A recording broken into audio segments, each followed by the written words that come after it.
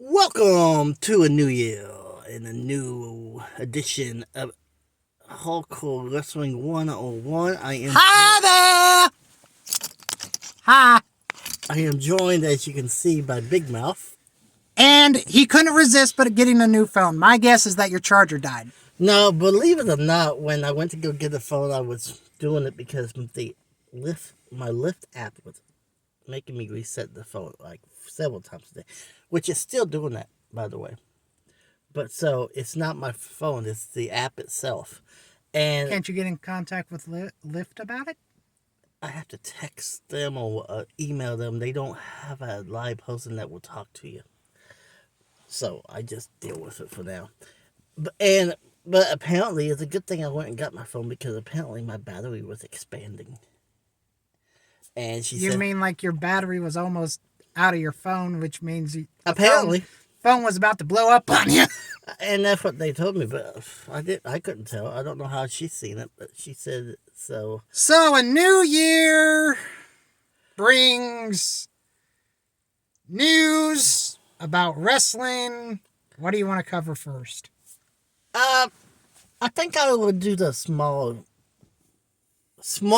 of the stories, even though it's history made for Impact. Josh Alexander is now the longest reigning Impact World Champion of all time. Now, I'm not sure and I don't think this is counting when they ran as NWA champion. I don't think so. Because I could recall a time where Jared, I thought, was champion for over a year. But as far as the TNA Impact version, their own belt, not the NWA belts, Josh is the longest reigning champion of all time. Okay. He does have a title defense coming up Friday the 13th against Bully Ray. I would not be surprised if Bully don't take that belt. But that's the lesser of the news. Do you want to talk about the Japan stuff, or do you want to talk about the WWE stuff? Let's start with Vince and his return. I don't think this is going to amount to a hill of beans. And that's where we disagree, for the simple fact that he's headed the board. He has four slots on the board, but there's 12 on the board altogether. Stephanie's part of that board. Hunter is part of that board. And they can overrule. So is Nick Khan. Well, yes. Which Vince is the one that brought Nick Khan in to be originally. But remember, the board got together, and it wasn't like a 50-50 split. It was a unanimous decision to get him out of there. Vince did replace 3 of them board members. He just flat out fired them so he could put himself and 2 other people back on. But here's my question. How can Vince do that? Because he still owns over 55% of the company. He still has majority, yes. Exactly, which means anything he says, they have to do. But I will take Vince at his word as of right now. He says he doesn't plan on doing, and from all the sources that I've been reading from, the emergency meeting was called. It was effective immediately, but as far as everything else is concerned with creative and everything like that, it's just business as usual. Yeah, I do know that there is several talent that wants out already. Of course, they ain't going to reveal the names to protect the talent themselves. But my thing is, Vince is 77. Mm-hmm. And I know of at least 2 more women that have came out. Yeah, just recently. That's why I'm surprised that he went ahead and did this at this point. And I'm honestly surprised that you have to keep in mind, WWE is a publicly traded company, which means you have to, I think they went public around late 99, early 2000, maybe. But you have to appease the shareholders, you have to appease the sponsors, and how many of those sponsors are going to drop once they hear that Vince is back? And that's an interesting theory, but there's also a theory that Vince is just returning so he can prep for a sell. he can't sell it. Yes, he can. He can sell. He can sell, but it would make him look like a scumbag of a father-in-law for doing so. Not necessarily. He just sells majority. He sells his. Then because I was under the assumption that once Vince resigned or retired or however you want to do it, I don't think it was Vince's call. Actually, we both know it wasn't Vince's call. But here's the thing. I thought that his shares would revert to Triple H. No, because he still owns his share. He just was no longer taking an active role in the day-to-day operations. Because I know Linda owned like a fourth of... She sold hers out so she could go into politics. She had to sell. Here's the thing. Vince still owns 55% of the company. Yes. As of now. Yes. So, he still has final say. Now, but when it comes to creative and everything like that... He claims he's not going to get involved. For now, let's hope that's the case. If not, 6 months of work is going to be for nothing. And you know that Triple H isn't...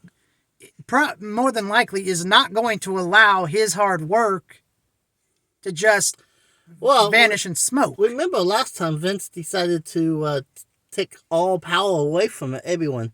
Triple H lost everything. So did Stephanie. Exactly. But let's hope it doesn't come to that. Let's hope Vince is telling us the truth and he doesn't get in the middle of creative, of day-to-day operation. He just takes over the board. Well, and if he is in the process of looking to sell, who's to say that Triple H and Stephanie don't buy more of the company? Just because Vince is selling doesn't mean he's going to sell to the same person.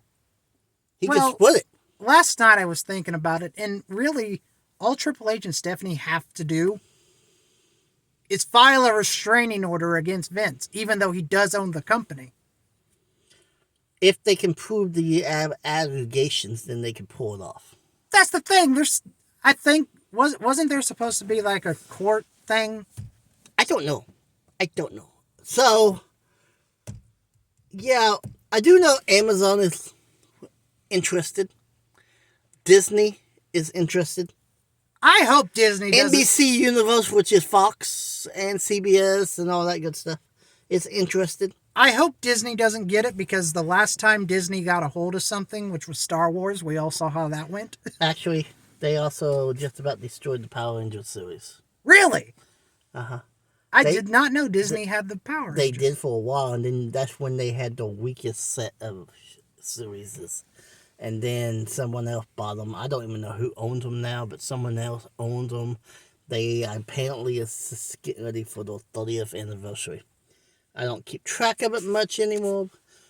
I watch it with my son, but I don't really focus on who owns what. He's going to turn into a Power Ranger one of these days, you know that. He's already trying. But, so, yeah,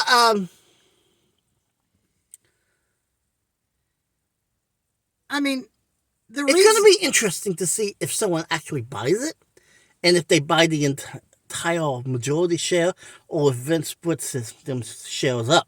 The reason why I say this isn't going to amount to a hill of beans is it's not like he's in the same position he was. Vince was head of creative. He was head of this. He was head of that. As long as he stays head of the board and just take care of the company on the financial side of things, we should be fine.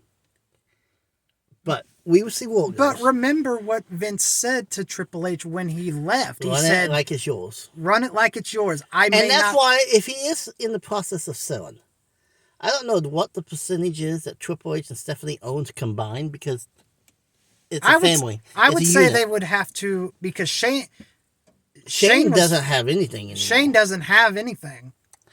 I would say I would say maybe 50-50. No, because Vince is at 55. Okay, so... And then you have all the share marketers. But I don't know how much the marketers or investors have control.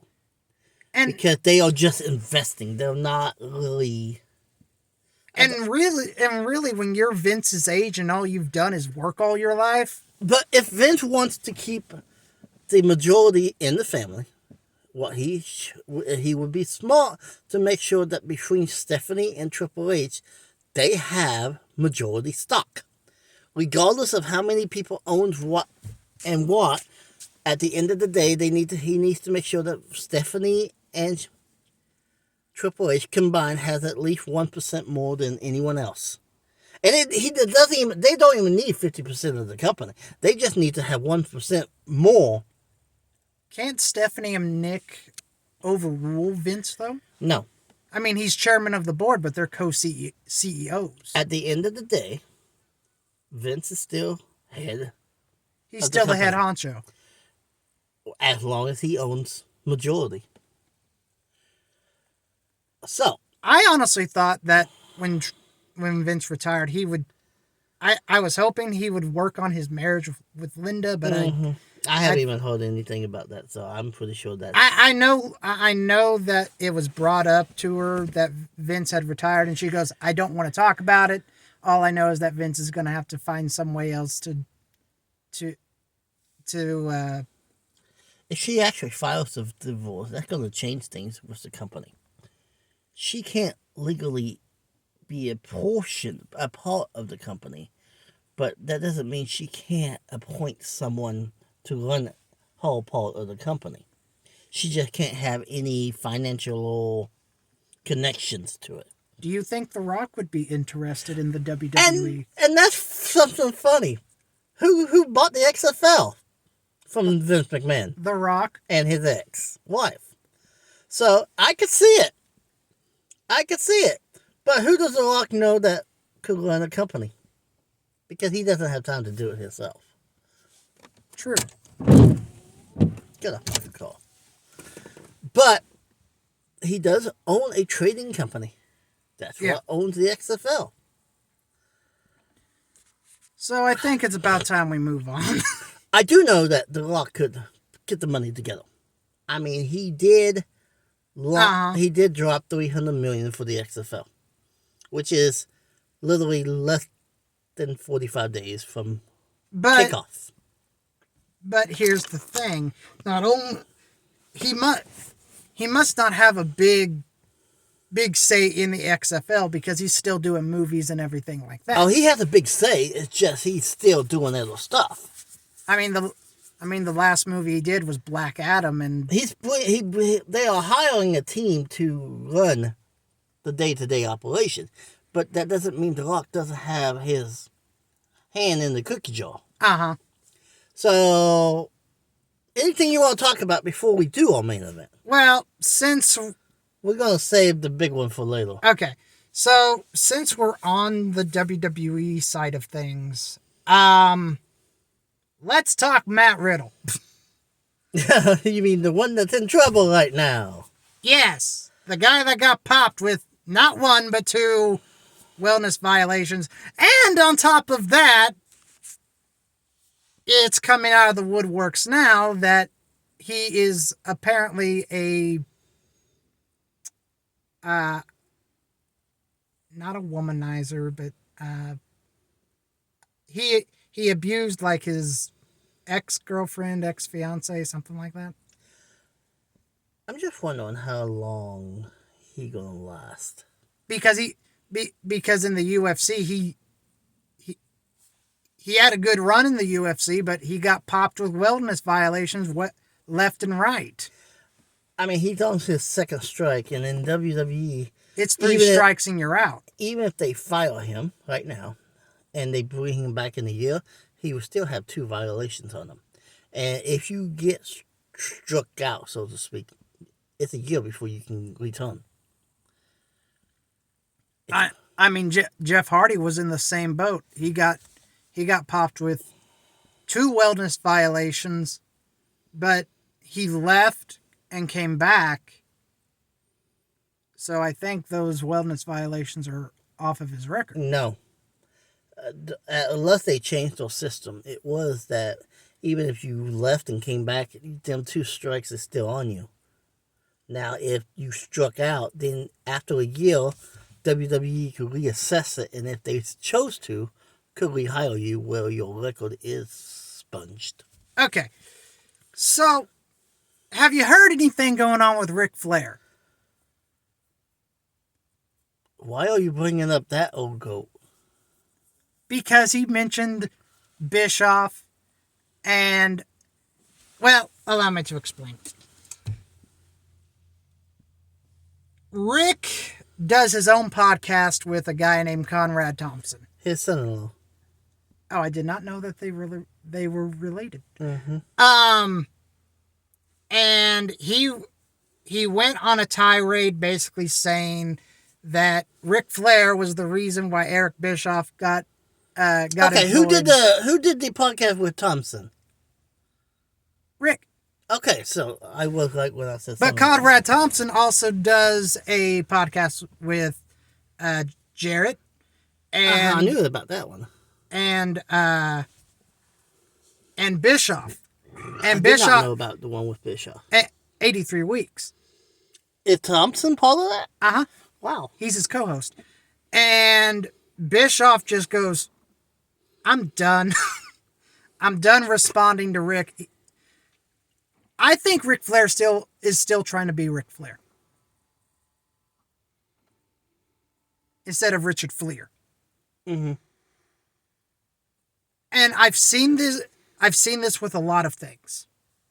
Number one, I don't understand what it is with the older generation, say Hogan, Funk, Flair, but they still think that they are Hulk Hogan, they are Terry Funk, they are Ric Flair, when really all you are is nothing but name value anymore.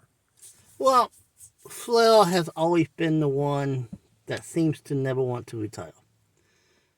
But the guy had a heart attack like at 71 and he was in the hospital for it. Yeah, and the thing is, from what I saw in that last match they produced, that guy should have never been in that match. Ric Flair actually thinks it was a good match. God, no. He thought it was a good match, but it was coming to light that he passed out like twice. Not to mention, he actually, one of those was by design. Really? Yeah, one of those was part of the match itself. How they written the match to go. But the other one wasn't. Exactly. And I ordered the entire show. I skipped through most of that match. Because it was so hard to watch, or? I did not want to watch it. And I probably should go back and rewatch it, especially since I do know that Flair is still alive. Well, as much as Ric Flair wants to be Ric Flair, he couldn't even hold the belt that they had him walk out with, which was the 1988 gold belt. Oh, the big belt. The 1988 gold belt, not the WCW remake one, but the actual gold belt from 1988 that the NWA produced. Which I guess Are you talking about the one that Bobby Heenan had on WWF television for? No, that's the WCW belt. I'm talking about the one the NWA brought in 1988. Sweet Charlotte? Not the 10 pounds of gold. It's a big gold belt, just like the WCW belt. But it's a little different. Okay, I'm placing a blank. Well, you need to watch Ricky Steamboat versus Ric Flair matches. Okay. For the belt, that gold belt, that's the belt. Okay, I know which belt you're talking about now. There ain't a whole lot of difference in the two belts, but there is a little. He couldn't even hold that belt in place. Because he had lost so much weight? Yeah, I mean, he was skin and bones. And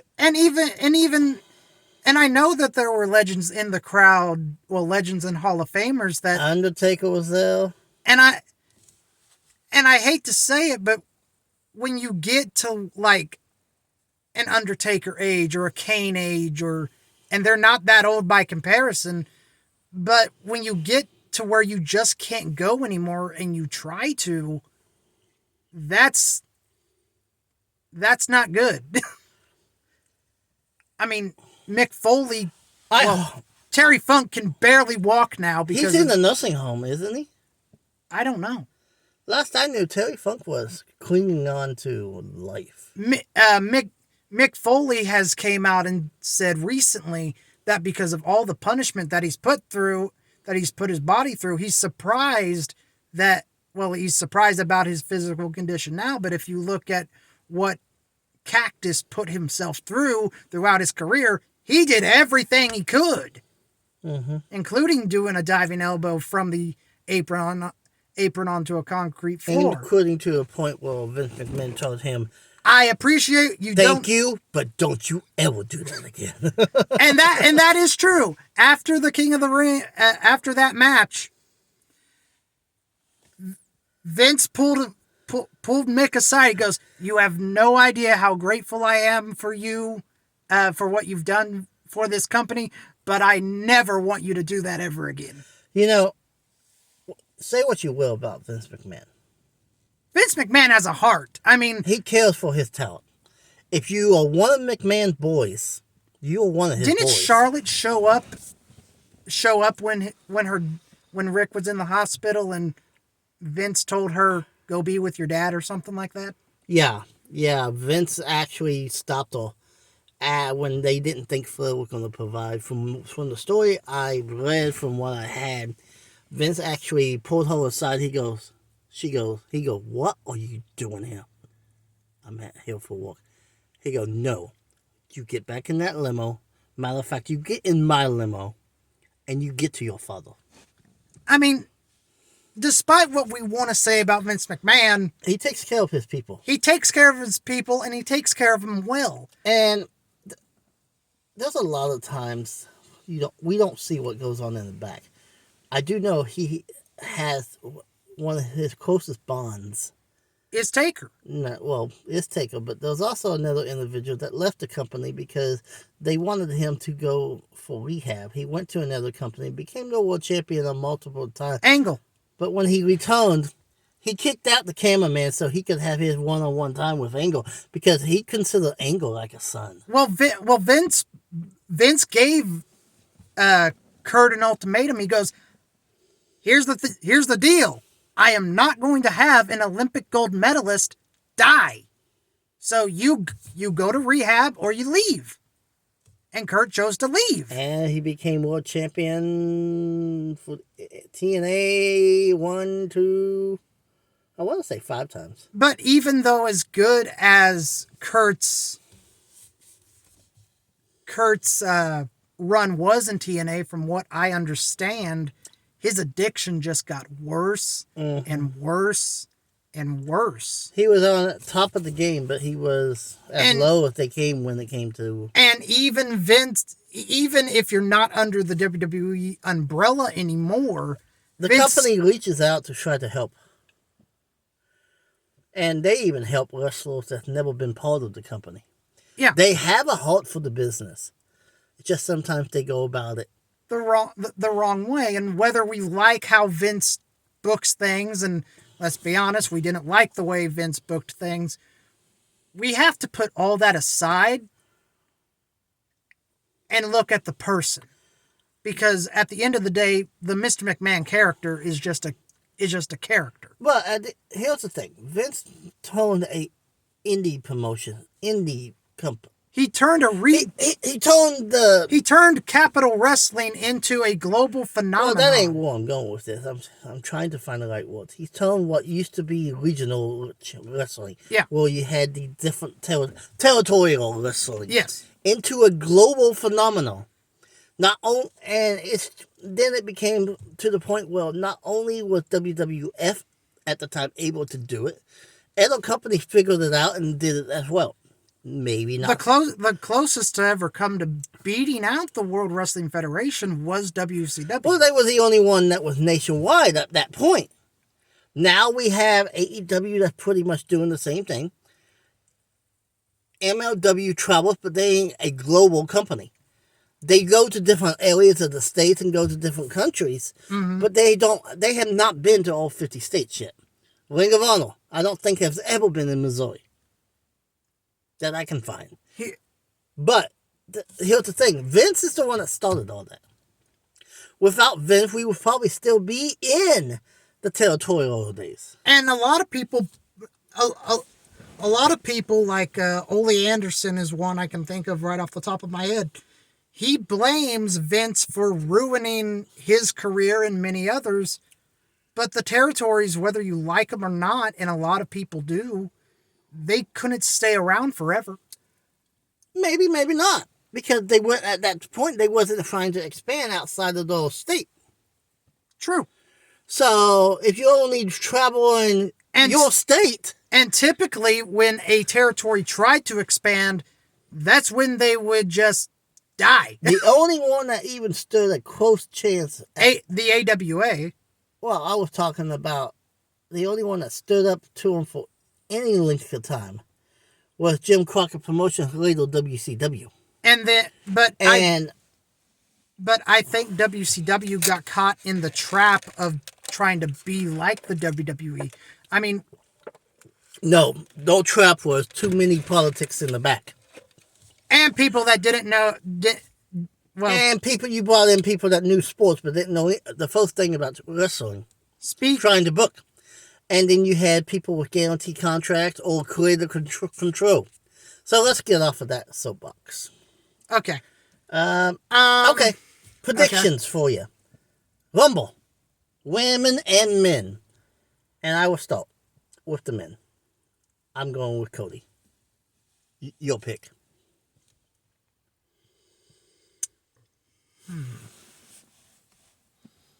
You're going with Cody. Mm-hmm. So you're saying Cody returns even though Punk is no longer in AEW as of now. He's still under WWE contract though.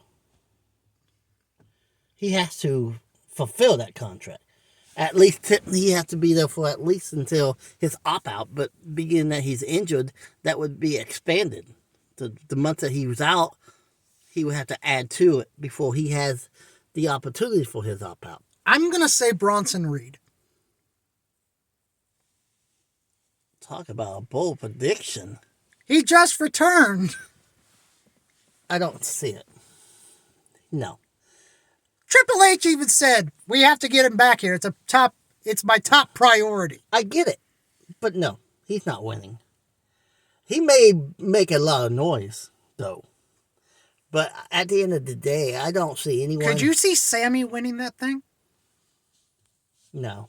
I think... Speaking of which, there is... It looks like Sammy's in trouble with the bloodline. It kind of does, doesn't it? But we will see. I think what will Sammy winds up going, he's going to be reforming his team with KO. Uh-huh. And they're taking the tag titles. Probably at Mania. it would be Kevin Steen and El Generico all over again. I think that's where we'll head. So, you're going with Bronson Reed. I don't think that's a chance but will be, if you were the betting man, that'd be good odds. Well, bad odds, but good payout. Okay, so since I started the men's, I'll let you go with the women's, which is a lot harder to pick. Go for it, Hotshot. Bailey.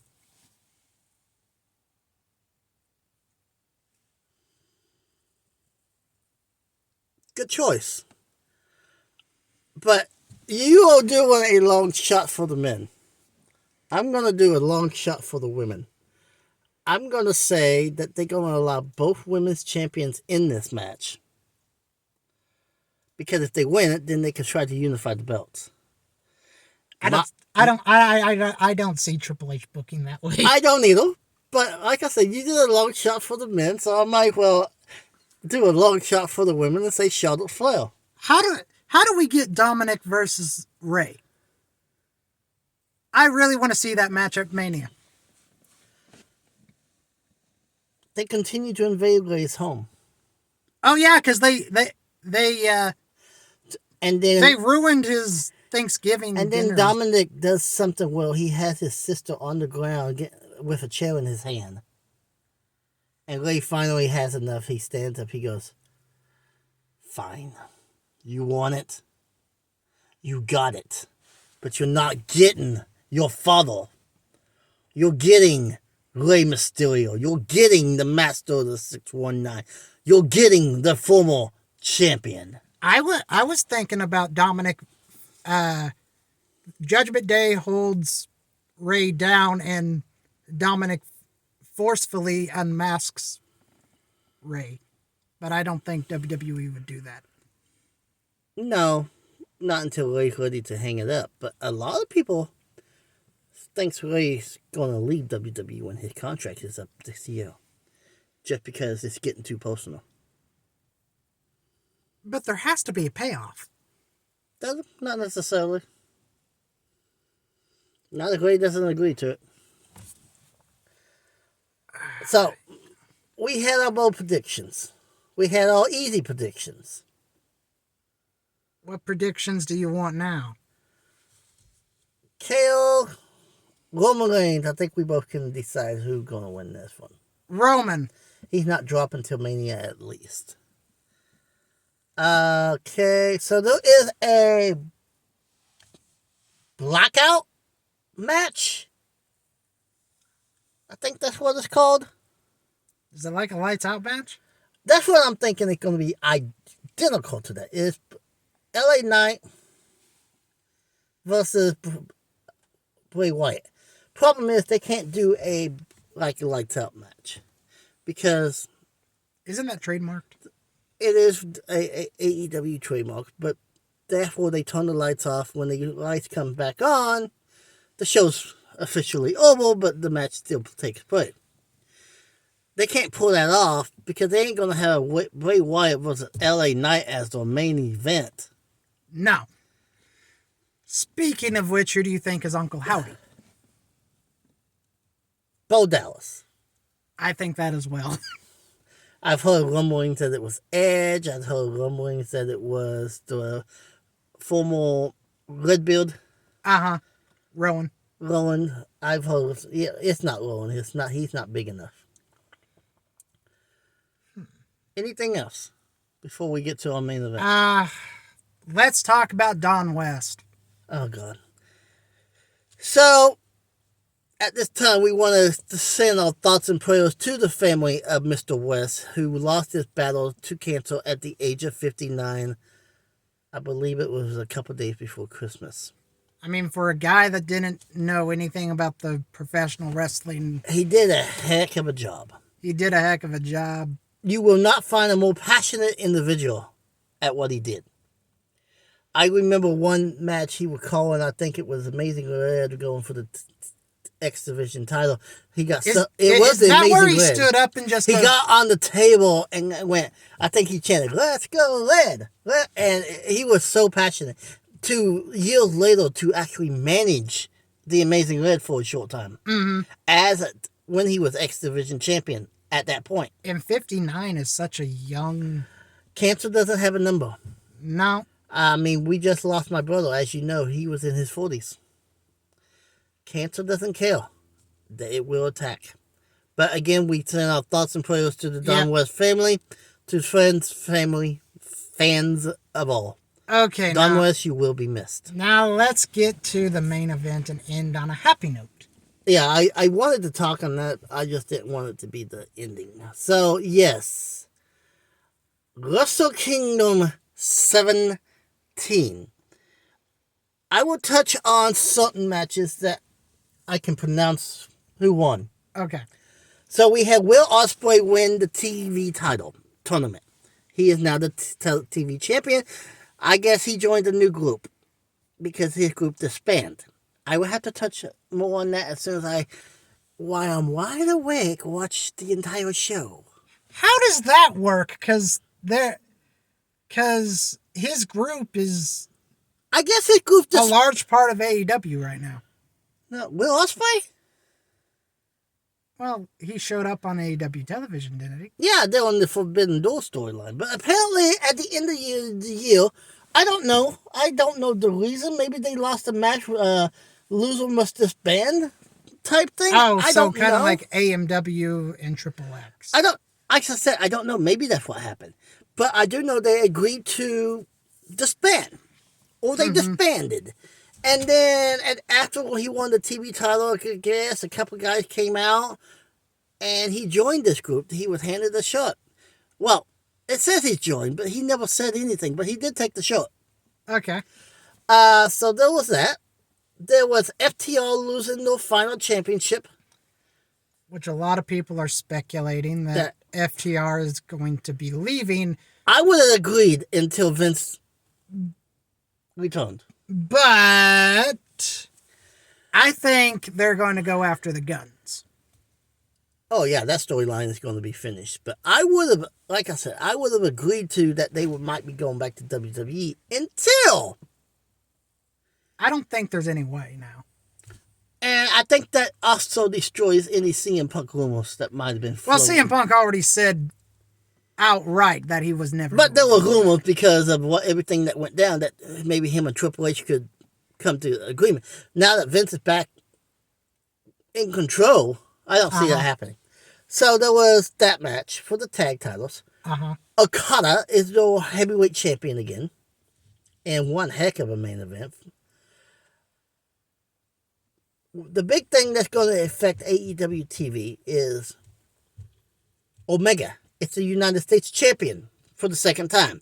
He was also the first New Japan US champion too. I think we're going to see the census on Dynamite. Omega's already talking about it. I wouldn't disagree. I mean, they have enough Japanese wrestlers to do it. Unless it happened and I don't remember it, I don't think there was a defense because I read all the code that was supposed to take place, and I don't recall ever seeing the never overweight 6-man tag belts being defended. Well, Carl Anderson. Hang on, I ain't to that yet. Oh, I thought you were on that. No, I'm on the 6-man belts, not the single belt. I didn't know there were. There is a never overweight 6-man tag. But I don't think they were defended during Wrestle Kingdom 17. And now, since you brought up Carl Anderson... It was no surprise that he was going to be... He dropped the belt to one of the members of Gorilla of Destiny, which is Haku twins. Yeah. And their brother, Hikaria. Now, before we get to what we were talking about Kingdom, the night after they film, and Jay White lays out Hikaria, which is the younger brother of the twins, of the Destiny twins. And lays out a loser leave town challenge. Oh, so instead of leaving the town, they have to leave New Japan, basically. Okay. For wrestling. So that got a lot of people speculating that Jay White is on his way out. Or could it be Hikaria, who is a member of the Fatu family, who Triple H had been eyeballing for some time? I think it'd be the member of the Haku family, honestly. That is. So you think the Haku family would leave because they are related to the Fatu family? Yeah. And here's what a lot of people don't realize, though. There was also a Fatu family in MLW right now. And with... Jacob Fatu.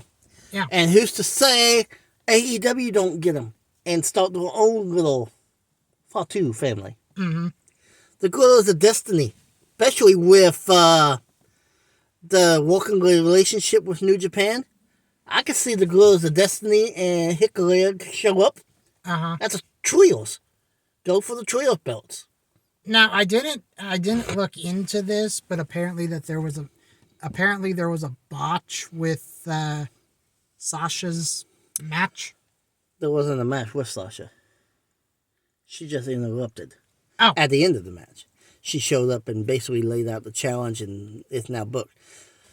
But since you brought up Sasha, which I think her name is Monet something? I think it's money, just spelled a different way.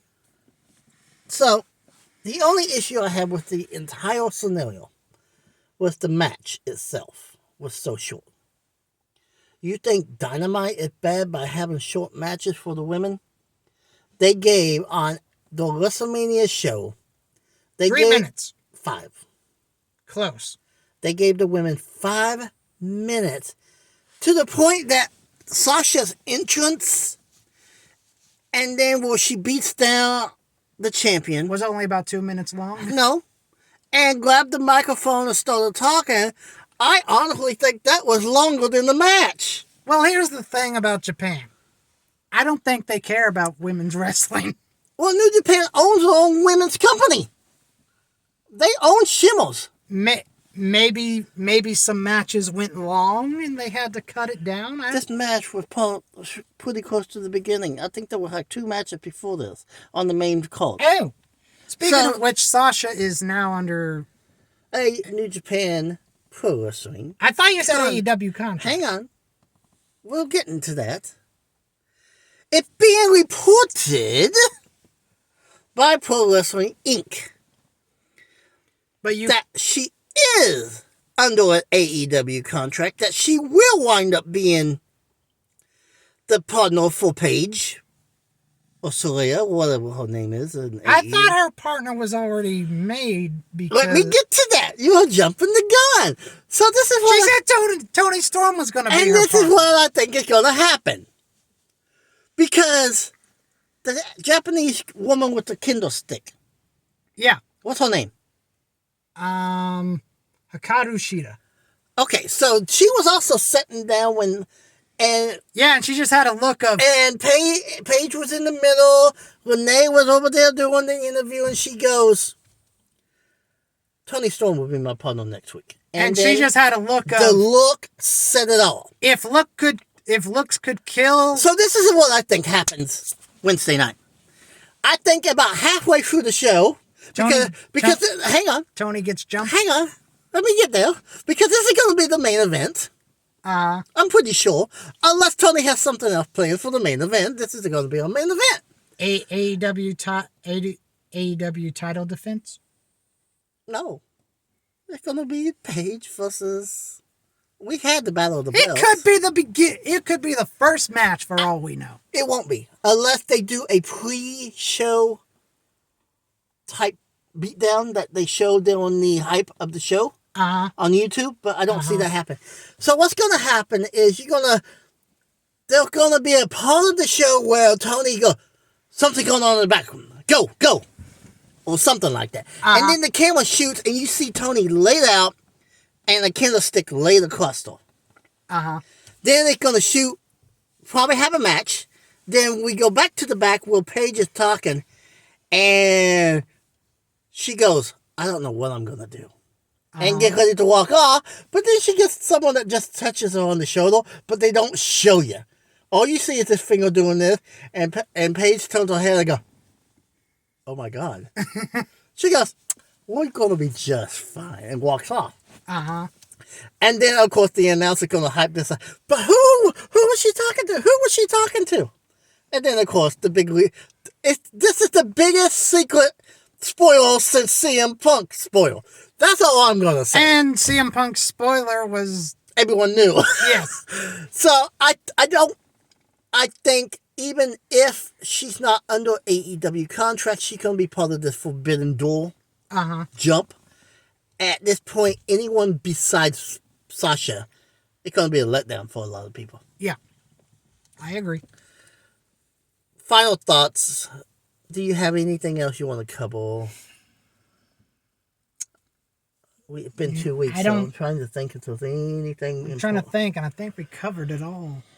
No, I think so. And I think it's time for somebody to end this video and go home and go to bed. I ain't going home. I'm going to work. Anyway, guys, I'm Hardcore Christopher. Hang on, I didn't say we was ending. I still got a little time.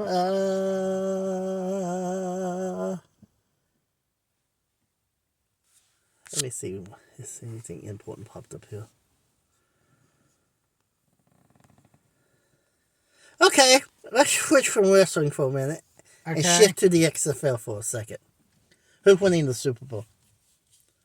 I don't know who's playing. I don't either. But just pick a team and we'll see if you'll win. I don't even know the teams. Just pick one. Give me a city and I'll tell you if they got a team. Baltimore.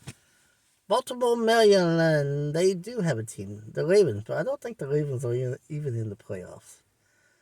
So I do know Philly is in, Dallas is in. The Saints got knocked out. And being that you're a Dallas boy, you're going to go Dallas. Washington got knocked out. I think Kansas City's in.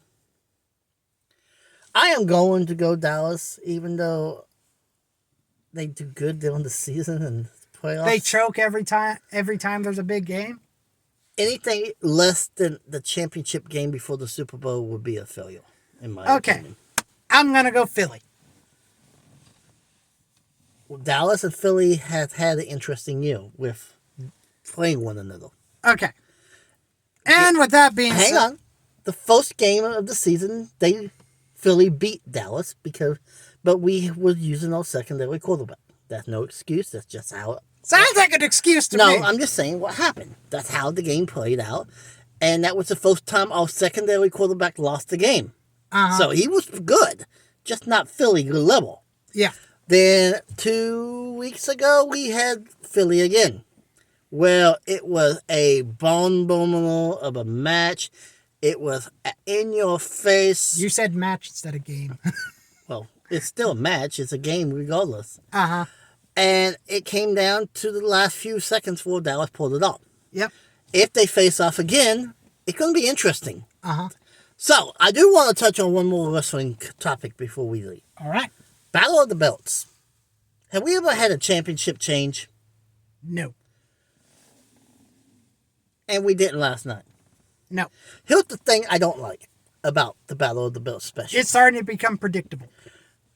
Not only that, why would you do a title change? It seems like a throw together.